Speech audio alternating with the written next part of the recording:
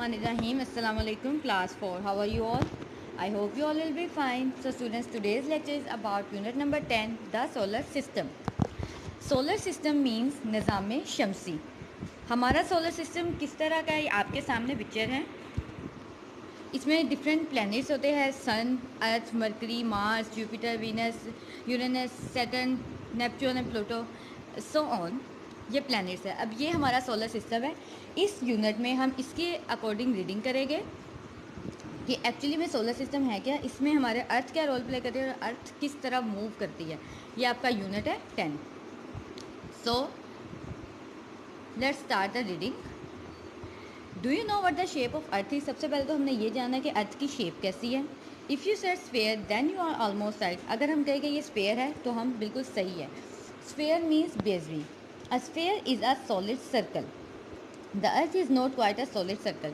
अब सर्कल और स्फेयर में क्या डिफरेंस है, क्योंकि हमारे सामने तो बज़ाहिर जो अर्थ होती है वो ज़मीन जो है, हमने सो सुन रखा है कि ज़मीन गोल है, लेकिन यहाँ कहा जा रहा है कि वो गोल नहीं है, राउंड नहीं है, स्फेयर है.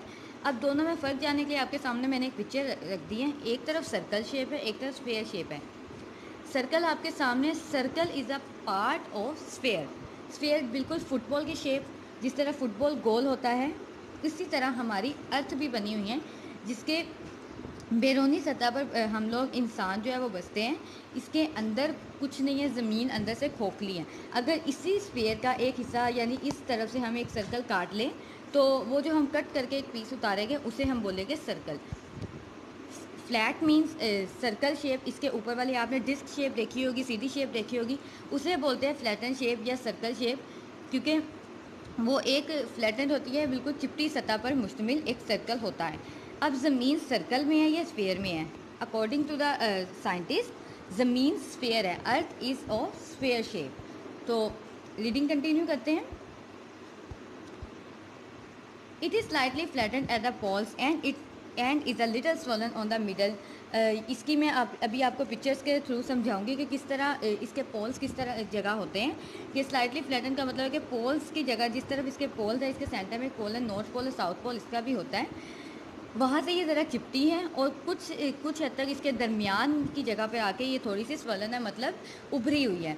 आपने फुटबॉल की शेप भी देखी होगी. इस फुटबॉल अगर आप ज़मीन पर रखते हैं या उसे देखते हैं तो एक तरफ से वो बिल्कुल उभरा हुआ सा होता है, स्वलन होता है, और बाकी दो साइडों से थोड़ा सा ये फ्लैटेंड होता है, चिपटा होता है.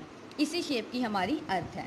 As well as that continual movement within the earth means it shape is always changing. क्योंकि हमें पता है कि अर्थ कंटिन्यूसली मुसलसल मूवमेंट करती है, इसमें मुसलसल तब्दीली आती रहती है, जिस वजह से इसमें चेंजिंग भी होती है. Note that any one would notice. हर कोई इसे नोटिस नहीं कर सकता क्योंकि बहुत कम, बहुत माइनर से इसमें चेंज आता है. The change might only be 1 centimetre difference each year. हो सकता है कि हर साल 1 सेंटीमीटर का ही डिफरेंस ज़मीन पर आता हो. Let's see how the earth move. अब इसकी डिटेल हम पढ़ते हैं, आपको फिर समझ आएगा कि अर्थ की एक्चुअली क्या शेप है, इसकी मूवमेंट कैसे होती है और वो क्या है. तो हम नेक्स्ट टॉपिक अब अपना स्टार्ट करने जा रहे हैं. Movement of the earth. Earth की ज़मीन की मूवमेंट कैसे होती है, हरकत कैसी होती हैं. तो सबसे पहले इसमें जो हम पढ़ेंगे वो है revolving of earth, revolution of earth. ये आपके सामने मैं छोटी सी पिक्चर भी दिखा रही हूँ. फिर हम इसकी रीडिंग स्टार्ट करते हैं. किस तरह ज़मीन घूम रही है, किसके इर्द गिर्द, सूरज के इर्द गिर्द. रेवोल्यूशन का मतलब होता है, रिवॉल्विंग का मतलब होता है घूमना. द रिवॉल्विंग अर्थ, ज़मीन घूम रही है, ज़मीन का घूमना. The earth is constantly revolving around the sun. ज़मीन लगातार सूरज के इर्द गिर्द घूम रही है. So are all the other planets in the solar system. और इसी तरह बाकी प्लैनेट्स भी सूरज के इर्द गिर्द घूम रहे हैं. It takes the earth 365 days 48 minutes and 46 seconds to orbit the sun. तकरीबन ज़मीन जो है अपना एक चक्कर सूरज के इर्द गिर्द जो है मुकम्मल करती है, और कितने दिनों में, 365 दिन 48 मिनट और 46 सेकंड में. इसी वजह से जैसे ही ज़मीन का एक चक्कर मुकम्मल होता है सूरज के गिर्द, हम एक साल मुकम्मल कर लेते हैं. That is how we measure our year. इसी तरह हम अपना साल मैयर करते हैं.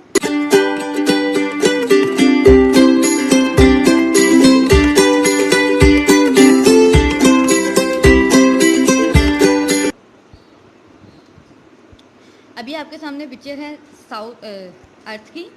अर्थ का एक्सिस आप देख सकते हैं, इसके बिल्कुल सेंटर में एक एक्सिस है। जो आप ये एरो देख रहे हैं ना, इसका घुमा हुआ, इसे बोलते हैं हेमिस्फीयर, या ये इसका इक्वेटर है। इक्वेटर मीन्स सेंटर पॉइंट जहाँ से ज़मीन के दो हिस्से, दो हाफ हिस्से किए जाते हैं ना, उसे बोलते हैं इक्वेटर, जिसके इर्द गिर्द ज़मीन होती है। और सेंटर में एक पोल है, जिसका एक साइड नॉर्थ पोल है, दूसरा पोल है साउथ पोल। ये इसका एक्सिस है, ये पोल इसका एक्सिस है, जिसके इर्द गिर्द ये स्पिन करती है, ये घूमती है। The earth spins on its axis, अपने इसी एक्सिस पर ज़मीन घूमती है। The spinning earth, the earth is constantly spinning on its axis. The axis is on imaginary line passing through the north and south pole. जो मैंने अभी आपको दिखाई कि इसे इमेजिन किया गया है इस लाइन को, कि ये एक ऐसा एक्सिस है इसके सेंटर में, जिसके इर्द गिर्द ये स्पिन करती है, घूमती है। It is the spinning movement that gives us day and night. और इसी मूवमेंट की वजह से हमें दिन और रात मिलते हैं। जब ये अपने इस पोल के इर्द गिर्द घूम रही होती है, घूमते हुए जब इसका जो हिस्सा सूरज के सामने आता है वहाँ दिन हो जाता है, जो हिस्सा बैक साइड पे होता है वहाँ पर रात हो जाती है। और इसी तरह दिन और रात बनते रहते हैं।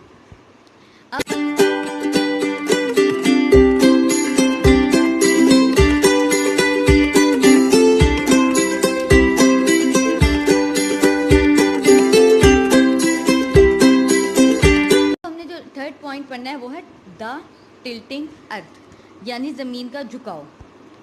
As well as spinning on its axis the earth tilt. जैसे जैसे वो स्पिन करती जाती है ज़मीन, उसी तरह ज़मीन जो है झुकती भी है किसी ना किसी जानिब। This means that some parts of earth are position closer to the sun at certain times of the year. इसका मतलब ये है कि साल के कुछ वक्त ऐसा आता है जब ज़मीन का हिस्सा स्पिन करते हुए उसका कुछ हिस्सा जो है सूरज के करीब होता है, और जब वो करीब होता है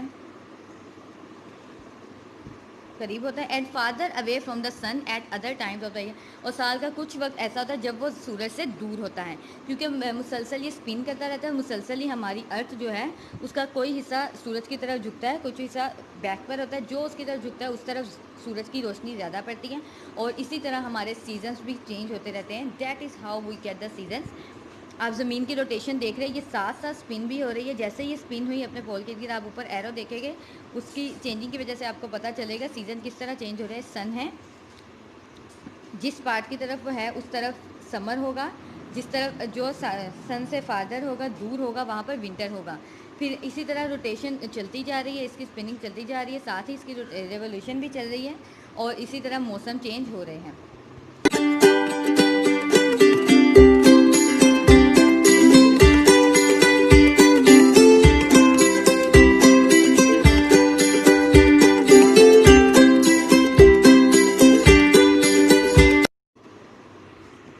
और अब लास्ट पे जो हमने काम करना है वो आपने बुक का पेज नंबर 74 देखना है, उस पर ट्रू फॉल्स हैं। ये ट्रू फॉल्स आपने यहीं पे सॉल्व कर देने हैं। जो आपकी स्टेटमेंट ट्रू है true, otherwise false. The axis is an imaginary line passing through the equator. हमारी रीडिंग के अकॉर्डिंग एक्सिस वो है जो इमेजिनरी लाइन होती है, जो कि इक्वेटर के अंदर से गुजरती है। The statement is false. The axis passes through the north and south pole. Axis north और साउथ पोल के थ्रू गुजरता है, ना कि इक्वेटर के थ्रू। इक्वेटर ज़मीन को दो हिस्सों में डिवाइड करता है, जबकि एक्सिस उसके सेंटर पॉइंट से एक पोल है, जिसके इर्द गिर्द, जिस एक्सिस के इर्द गिर्द ज़मीन स्पिन करती है।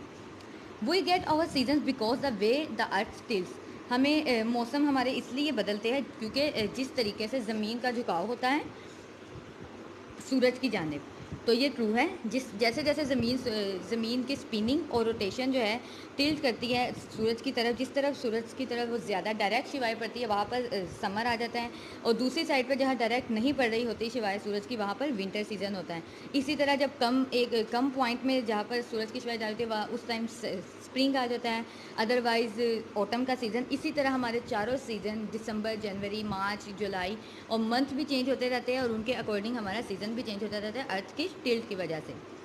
During the summer the earth pole get no sunlight at all.